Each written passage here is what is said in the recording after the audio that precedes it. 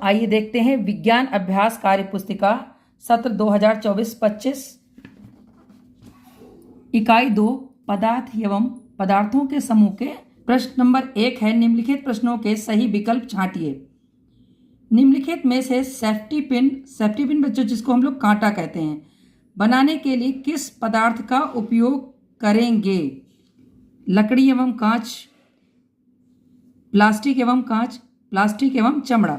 बच्चों safety pin है, हम लोग जानते हैं कपड़ों में भी हम लोग लगाते हैं, तो ये प्लास्टिक और स्टील के बनाए जाते हैं। विभिन्न प्रकार के पदार्थों से मिलकर बनी वस्तु, यहाँ पर आपको बताना है ये 4 वस्तुएं दी गई हैं, इनमें से कौन सी वस्तु पदार्थों से मिलकर बनी है। तो देखिए प्लास्टिक का मग, कांच का गिलास, फावड़ा, लोहे की कील। बच्चों यहाँ सही उत्तर है कांच का गिलास। कांच कई धातुओं के सिलिकेटों का मिश्रण होती है, इसलिए कांच का गिलास जो है वो विभिन्न प्रकार के पदार्थों से मिलकर बना है। निम्नलिखित में कौन सा पदार्थ जल में पूर्णतया घुलनशील है? जल में बहुत अच्छी तरीके से घुल जाता है, ये आपको बताना है। चाक का पाउडर, चाय की पत्ती, ग्लूकोज, लकड़ी का बुरादा। तो बच्चों बता दें आपको कि ग्लूकोज बहुत अच्छी तरीके से पानी में घुल जाता है। अगला है रिक्त स्थानों की पूर्ति कीजिए। नारियल का तेल गर्मी में तरल मतलब द्रव अवस्था में एवं जाड़े के मौसम में बच्चों जम जाता है, और जम जाता है इसलिए हम इसको क्या कह सकते हैं? ठोस रूप में परिवर्तित हो जाता है। प्लास्टिक बटन, आलपीन तथा कागज में से चुंबक से चिपकने वाली वस्तु कौन सी होगी? आपके घर में यदि चुंबक हो तो उसको इन पर लगा के देखिएगा, तो देखिएगा आलपीन को चुंबक चिपका लेगी। जलती अगरबत्ती से निकलने वाले भूरे रंग के धुएं का आकार व आयतन निश्चित नहीं होता है। आपने देखा होगा धुआं जितनी जगह पाता है वहां तक फैलता ही चला जाता है, अतः हम कह सकते हैं उसका आकार और आयतन निश्चित नहीं होता है। पदार्थों को उनकी अवस्था के आधार पर कितने भागों में बांटा है? आप लोगों ने भी पढ़ा होगा। अवस्था के आधार पर उन्हें 3 भागों में बांटा है, ठोस, द्रव तथा गैस में वर्गीकृत किया है। परमाणु के अवयवी कण इलेक्ट्रॉन, प्रोटॉन तथा न्यूट्रॉन हैं। निम्नलिखित में जो बेमेल है उसे छांटिए। तो स्टील का बर्तन, कांच का गिलास, मिट्टी का घड़ा और जल। आप देख रहे हैं इसमें स्टील का बर्तन, ये भी एक बर्तन है, कांच का गिलास भी बर्तन है, मिट्टी का घड़ा भी बर्तन है, जबकि जल इसमें द्रव है। तो बेमेल कौन है? जल। लोहे की कील, नारियल का तेल, मोम, लकड़ी का टुकड़ा। बच्चों लोहे की कील ठोस अवस्था में होती है, नारियल का तेल द्रव अवस्था में, मोम भी ठोस में होता है और लकड़ी का टुकड़ा भी ठोस है, इसलिए यहाँ पर अलग कौन है? नारियल का तेल। अगला है कांच, पेंट लगा कांच, वायु, जल। तो बच्चों आपको बताते चलें कांच, वायु, जल ये पारदर्शी पदार्थ हैं, लेकिन जब हम कांच पर पेंट लगा देते हैं तब वो कैसा बन जाता है? अपारदर्शी हो जाता है, मतलब कि उसके आर पार फिर नहीं दिखता है। तो इसमें बेमेल है पेंट लगा कांच।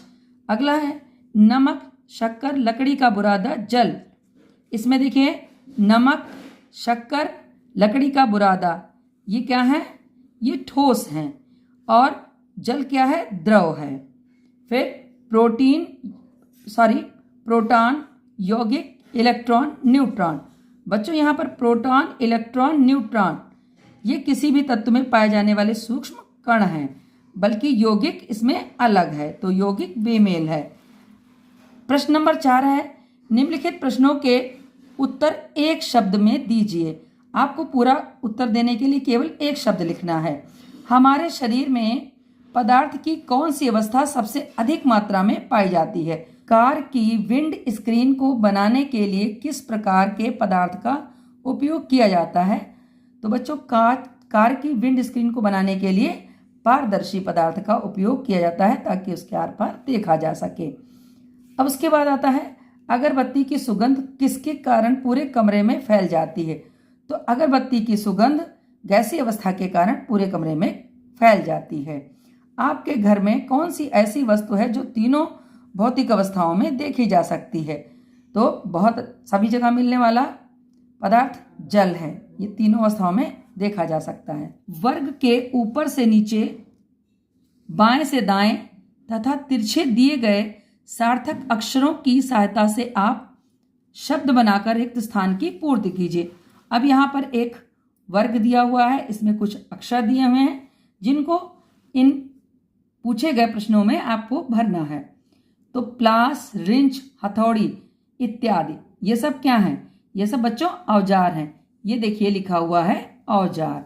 अगला है पारदर्शी वस्तु। तो हम जानते हैं कांच एक पारदर्शी वस्तु है। अब देखिए कांच, ये देखिए लिखा हुआ है 2 नंबर पर। जल में घुलनशील पदार्थ विलेय कहलाते हैं, यानी विलेय होते हैं। जो पदार्थ बच्चों पानी में आसानी से घुल जाते हैं उनको हम विलेय कहते हैं। अब देखिए नंबर 3 कहाँ लिखा हुआ है? विलेय। ये देखिए तिरछा लिखा हुआ है विलेय। नेक्स्ट अपारदर्शी वस्तु।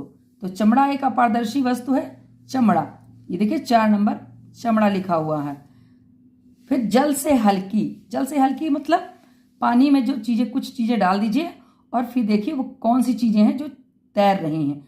जो चीज़ें तैरेंगी वो जल से हल्की होंगी।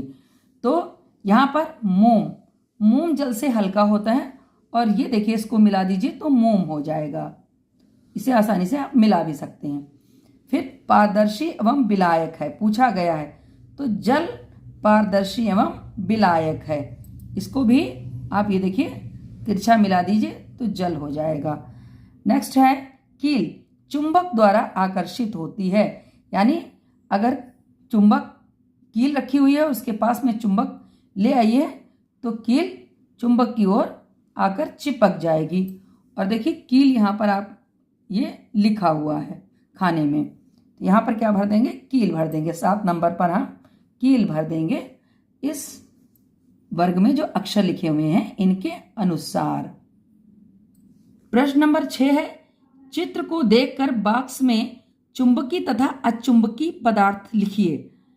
चुंबकी मतलब जो चुंबक की ओर आकर्षित हो या चुंबक जिनको चिपका ले उनको चुंबकी कहेंगे, और चुंबक जिनको ना चिपकाए या वे चुंबक की ओर ना खींचे चले आए उनको हम अचुंबकी कहते हैं।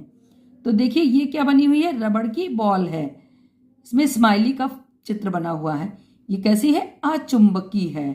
फिर इधर देखिए कील हैं, ये सब लोहे की कीलें दिखाई गई हैं। लोहे की कीलें ये क्या है? चुंबकी हैं। फिर ये देखिए लकड़ी का गुटका दिखाया गया है, तो ये कैसा है? अचुंबकी है। यहाँ देखिए ये कप दिखाया गया है जो कि तांबे का है, तो तांबा भी अचुंबकी पदार्थ है। प्रश्न नंबर 7 है, नीचे दिए गए पदार्थ जल में घुलनशील हैं या अघुलनशील हैं, इनको बॉक्स में लिखिए। तो अब देखिएगा नमक पानी में डालते हैं तो घुल जाता है। फिर रेत, रेत मतलब बच्चों बालू, बालू पानी में डालेंगे तो बालू नीचे बैठ जाती है, इसका मतलब अघुलनशील है। शक्कर पानी में डालते हैं तो घुल जाती है, आपकी मम्मी पानी में डाल करके शरबत बनाती होंगी। चाक पाउडर ये पानी में घुलता है लेकिन थोड़ा थोड़ा घुलता है, पर इसको हम घुलनशील ही कहेंगे। लकड़ी का बुरादा ये पानी में बिल्कुल नहीं घुलता, तो इसे हम अघुलनशील कहेंगे। सरसों का तेल ये भी अघुलनशील है। नींबू का रस, नींबू का रस आप देखते होंगे पानी में डाल के हम लोग पीते हैं, तो ये कैसा है? घुलनशील है। इस तरह से बच्चों आपके सभी प्रश्न हल हो गए हैं। अब आपके लिए थोड़ा सा काम है, आप 2 गिलास में पानी लीजिएगा, थोड़ी शक्कर लीजिएगा और थोड़ा सरसों का तेल लीजिएगा। 1 गिलास में शक्कर डालिएगा पानी में और चम्मच से चलाइएगा, देखिएगा घुलती है कि नहीं घुलती है। दूसरे गिलास में थोड़ा सा तेल डालिएगा और चम्मच से चलाइएगा, देखिएगा घुलता है कि नहीं। शक्कर बहुत जल्दी बढ़िया से घुल जाएगी, यानी घुलनशील है। और नमक का जो सरसों का तेल है उसकी बूंदें आपको ऊपर अभी भी पानी में दिखाई देंगी, यानी वो नहीं घुलती हैं, उसको हम अघुलनशील कहते हैं। तो इस तरह से इसे हम प्रयोग के माध्यम से भी देख सकते हैं।